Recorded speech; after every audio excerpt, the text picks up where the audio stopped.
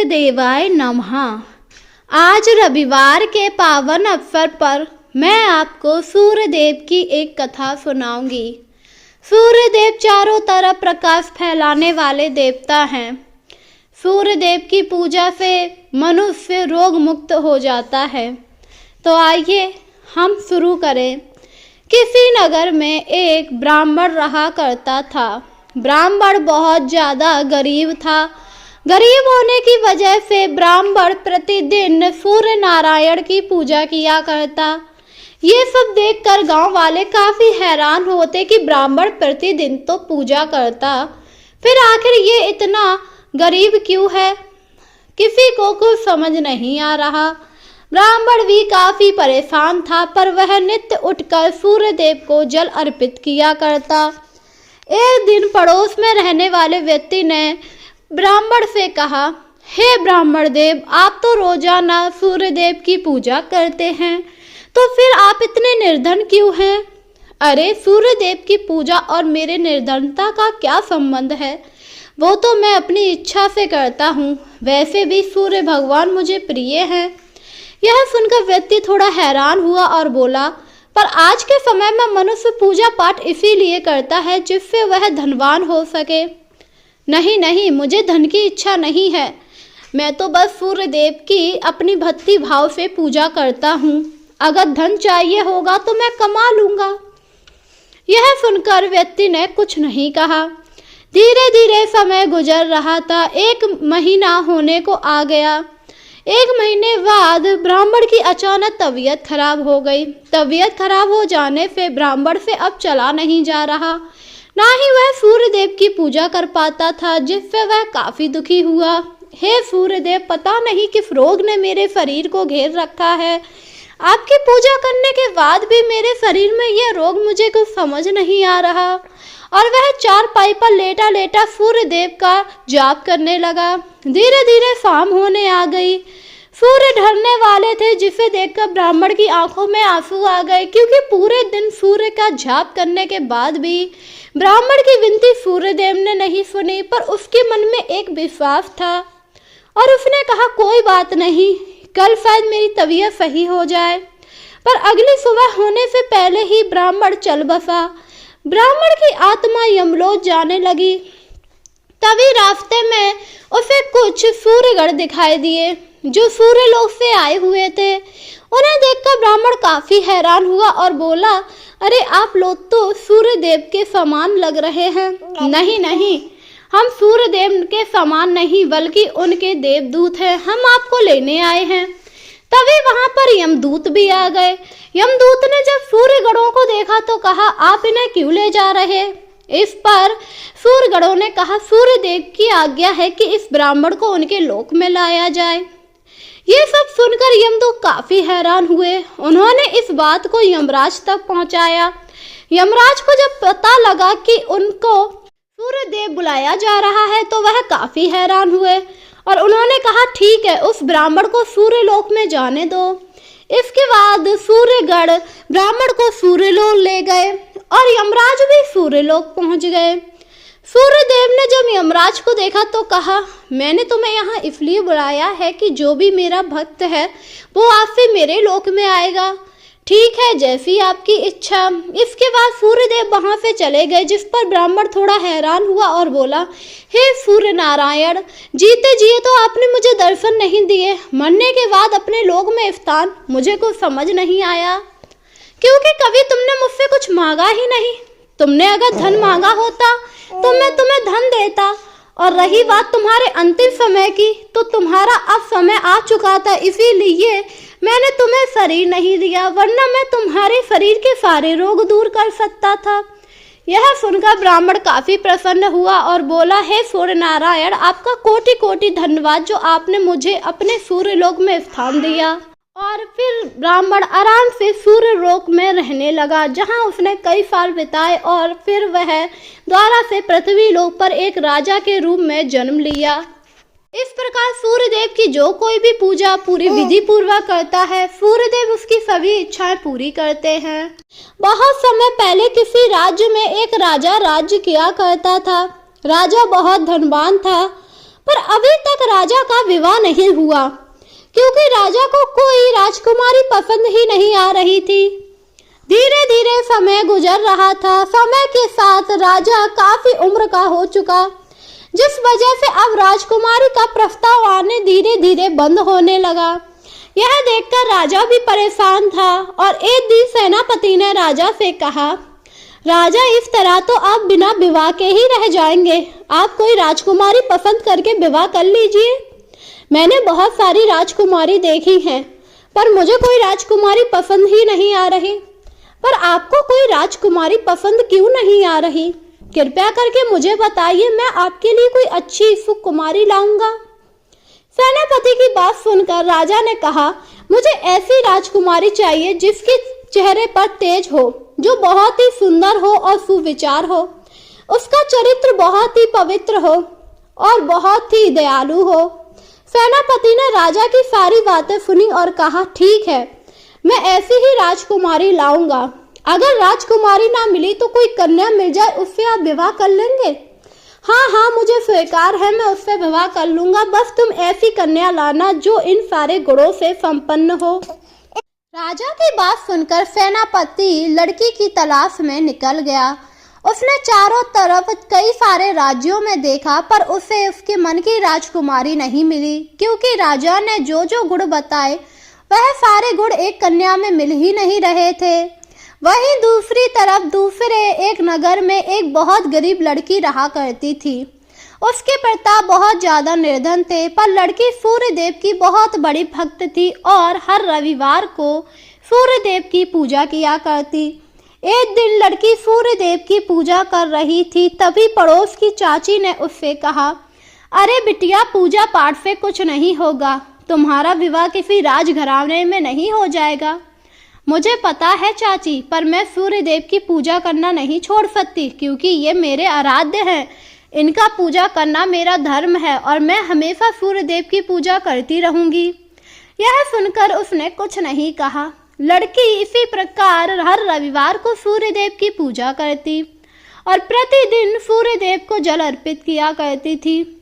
सेनापति घूमते घूमते उसी नगर में पहुंचा। उसकी नजर जब उस लड़की पर पड़ी तो वह काफी हैरान हुआ।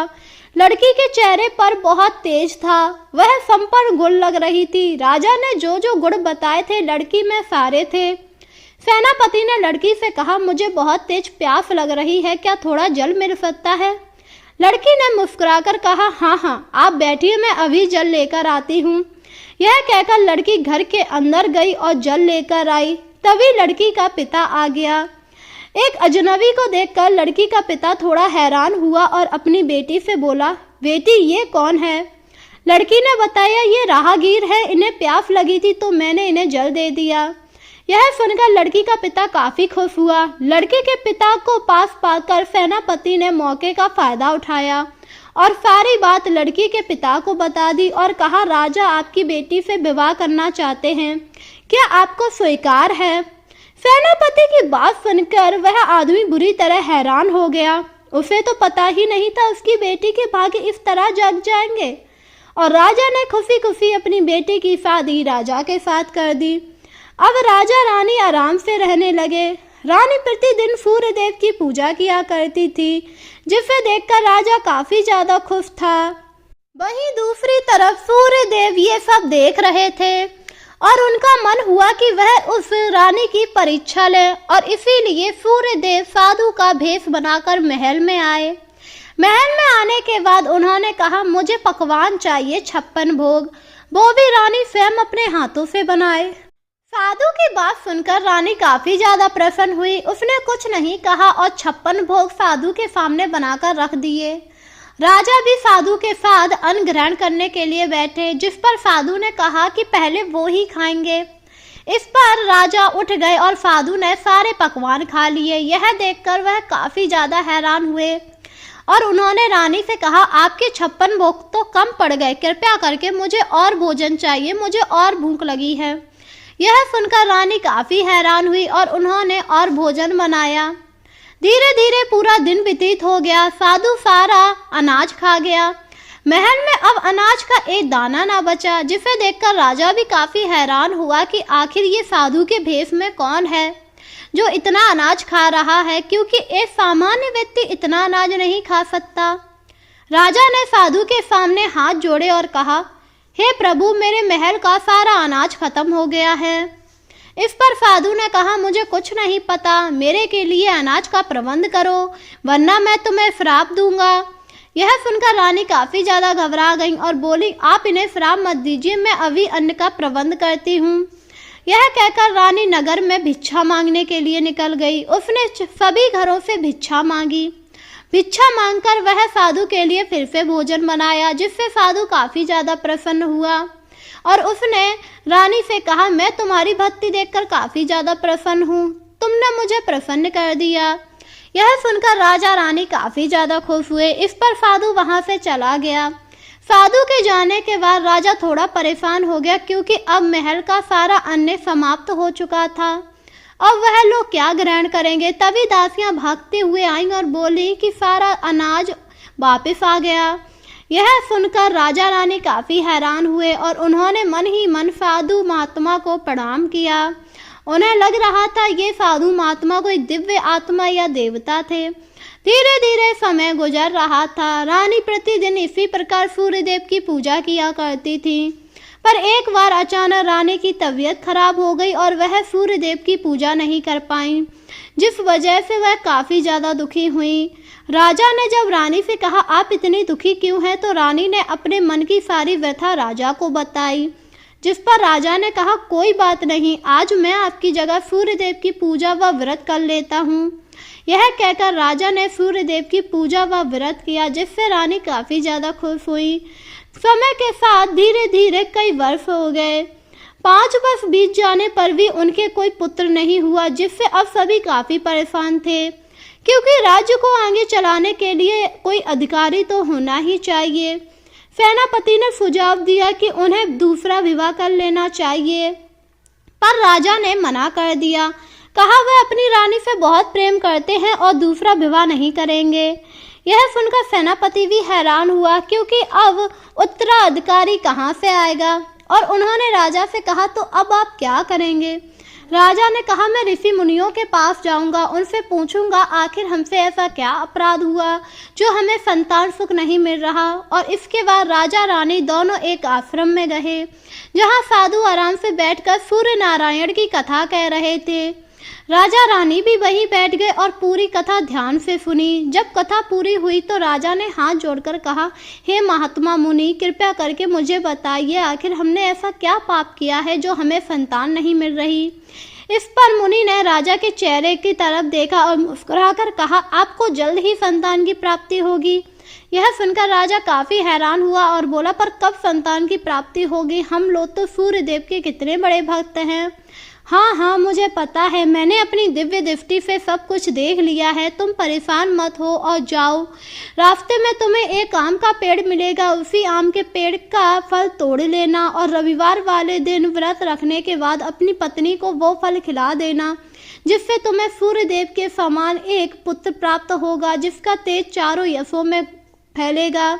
यह सुनकर राजा काफी ज्यादा खुश हुआ और वह रानी के साथ वापिस आने लगा। तभी उसे एक वृक्ष दिखाई दिया। वृक्ष को देखकर राजा ने कहा, यही वो आम का पेड़ है जिसके बारे में ऋषि ने बताया था। यह कहकर राजा ने आम तोड़ा और अपनी रानी को दे दिया। वहां से आने के बाद रविवार का दिन आया।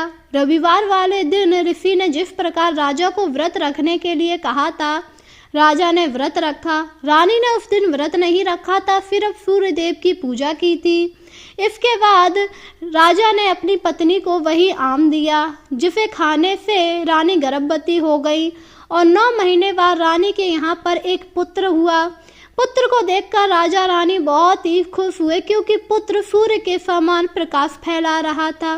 उसका तेज देखकर राजा ने कहा, हे सूर्य भगवान, आपका कोटि कोटि धन्यवाद जो आपने मुझे ऐसी संतान दी। और उन्होंने उसका नाम भानु प्रताप रखा।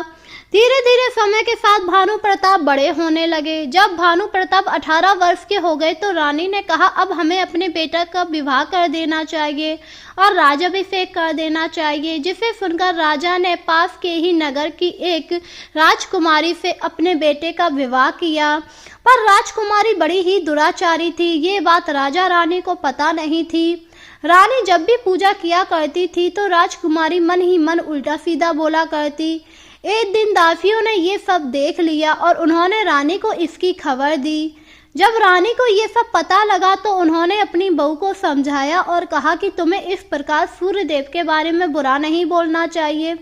सूर्यदेव हमारे पिता हैं, अगर वो ना हो तो हमारे जीवन में अंधकार हो जाएगा। इस पर राजकुमारी ने कहा कौन से पिता, मैं नहीं मानती सूर्यदेव को, वैसे भी सूर्यदेव हमारा कुछ नहीं बिगाड़ सकते। यह सुनकर रानी काफी ज्यादा हैरान हुई। उन्हें समझ नहीं आ रहा था वह अपनी बहू को कैसे समझाएं। दूसरी तरफ ये सब देखकर सूर्यदेव काफी ज्यादा क्रोधित हुए और उसी दिन उसके पति की मृत्यु हो गई, जिससे राजकुमारी काफी ज्यादा दुखी हुई। वहीं जब राजा रानी को इस बारे में खबर मिली तो वह भी काफी ज्यादा दुखी हो गए और सूर्यदेव से बार बार क्षमा याचना मांगने लगे। रानी ने कहा हे सूर्यदेव, मैं तो आपकी कितनी बड़ी भक्त हूँ, मैंने जीवन भर आपकी पूजा की है, आपने ये सब क्या कर दिया? आपने ही तो मुझे ये पुत्र दिया था, आपने मेरे पुत्र को क्यों छीन लिया?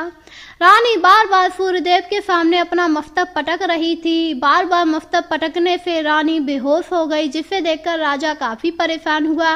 राजा ने रानी को होश में लाया, जिस पर रानी ने कहा मुझे भी जीवित नहीं रहना है, हे सूर्यदेव मुझे भी मृत्यु दंड दीजिए, आपने जिस प्रकार मेरे बेटे को दिया है।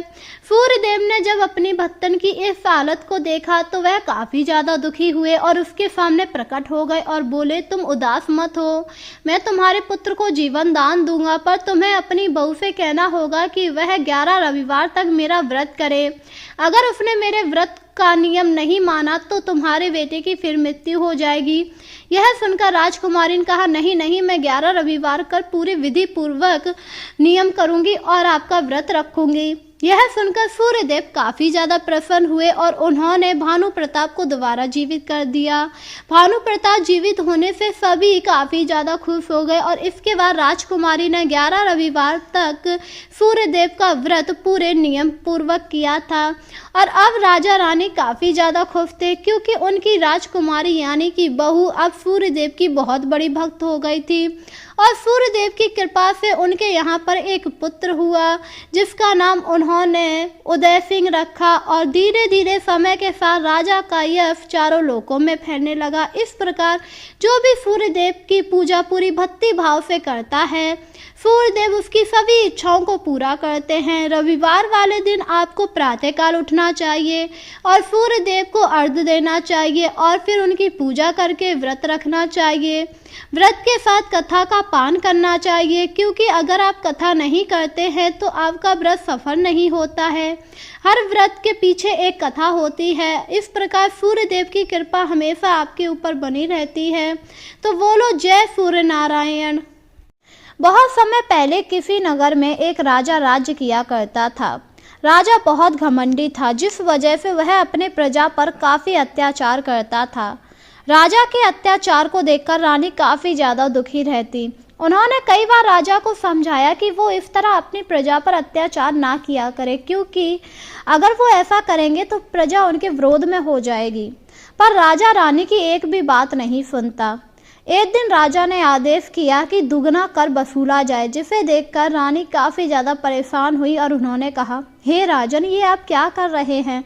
अगर आप अपनी प्रजा से दूना कर लेंगे तो फिर वो खाएगी क्या? इस तरह तो हमारे राज्य में भूखमरी फैल जाएगी। मुझे कुछ नहीं पता, मुझे तो प्रजा से दुगना कर चाहिए है और तुम हमारे मामलों में कम ही बोलो। तुम रानी हो तो रानी की तरह रहो।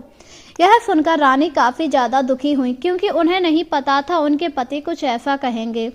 इसके बाद प्रजा को जब यह बात पता लगी तो प्रजा काफ़ी ज़्यादा दुखी हुई, क्योंकि दूसरे राज्यों में ऐसा कुछ नहीं हो रहा था। सिर्फ उन्हीं के राजा उन पर इतना ज़्यादा जुर्म ढा रहे थे। यह सब देखकर प्रजा के एक आदमी ने कहा हे भगवान, ये आपने कैसा राजन दिया है। ये तो हमें ना सही से खाने देता है ना पीने देता है। अब दुगना कर हम लोग कहाँ से लगाएंगे। अब हम क्या करें। किसी को कुछ समझ नहीं आ रहा था। धीरे धीरे समय गुजर रहा था। प्रजा अब काफ़ी ज़्यादा दुखी हो चुकी थी और बहुत सारी प्रजा तो अब उस नगर को छोड़कर जाने भी लगी थी, क्योंकि उन्हें पता था अगर वो लोग यहाँ रहे तो गरीब होते चले जाएंगे। एक दिन उसी राज्य में एक साधु आया। साधु ने जब प्रजा को इतना दुखी देखा तो कहा, क्या हुआ, आप लोग इतने दुखी क्यों हैं। इस पर प्रजावासियों ने साधु को सारी बात बताई, जिसे सुनकर साधु भी काफ़ी ज़्यादा हैरान हुआ कि आखिर राजा ऐसा क्यों कर रहा है। और उसने कहा, आप लोग चिंता मत कीजिए, मैं आपके राजा से बात करूँगा। यह कहकर साधु राजा के पास आया और बोला, हे राजन, मुझे पता लगा है आप अपनी प्रजा पर बहुत ज़्यादा अत्याचार कर रहे हैं। ये तो एक राजा को शोभा नहीं देता है। आप मुझे मत बताइए साधु महाराज कि मुझे क्या करना है। ये मेरा राज्य है और मैं अपने हिसाब से इसे चलाता हूँ। हाँ हाँ, मुझे पता है राजन, ये आपका राज्य है, पर आपको तो अपनी प्रजा को खुश रखना चाहिए, क्योंकि एक राजा का कर्तव्य है कि वो अपनी प्रजा को खुश रखे। मुझे मत समझाइए मेरा क्या कर्तव्य है, और आप यहाँ से चले जाइए, इसी में आपकी भलाई है, अन्यथा आपको मैं कारावास में डलवा दूंगा। यह सुनकर राजा उसे हंसने लगा, जिस पर साधु को काफ़ी ज़्यादा क्रोध आया। और साधु ने कहा, तुझे अपने इसी राजा होने का घमंड है ना, ठीक है, तू राजा से निर्धन हो जा, तेरा सारा धन नष्ट हो जा, तू भी एक प्रजा की भांति दुखी रहे। यह कहकर साधु वहां से चला गया, जिस पर राजा की कोई प्रतिक्रिया नहीं हुई, क्योंकि उसने समझा साधु ऐसा ही होगा, उसका श्राप उस पर प्रभाव नहीं करेगा।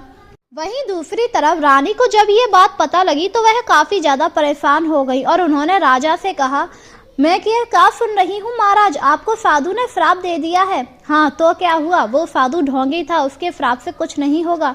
ये आप क्या कह रहे हैं। साधु महात्मा बहुत ही तपी होते हैं, उनका श्राप अगर आपको लग गया तो पता है ना हमारा राज्य तबाह हो जाएगा, आप निर्धन हो जाएंगे। तो मुझे मत बताओ, अगर ज़्यादा तुम मुझसे कुछ कहोगी तो मैं तुम्हें भी कारावास में डाल दूंगा। राजा पूरी तरीके से घमंड के बस में हो चुका था। रानी समझ चुकी थी अगर वो राजा से कुछ भी कहेंगी तो कोई फायदा नहीं, उन्हें उस साधु को ढूंढकर उससे माफ़ी मांगनी पड़ेगी।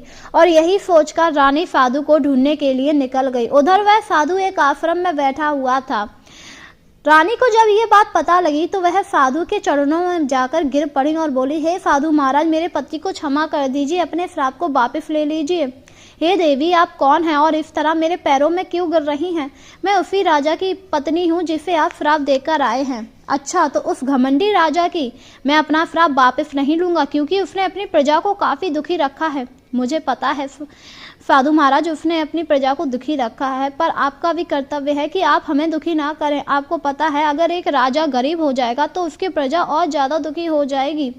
यह सुनकर साधु महाराज सोच में पड़ गए। इस पर उन्होंने कहा, मैं कुछ नहीं कर सकता हूँ, मेरा श्राप कभी भी विफल नहीं जाता है। अगर तुम मेरे श्राप का प्रभाव कम करना चाहती हो तो तुम्हें सूर्यदेव की शरण में जाना चाहिए, अब वही कुछ कर सकते हैं। मैं कुछ समझी नहीं महाराज, सूर्यदेव की शरण में।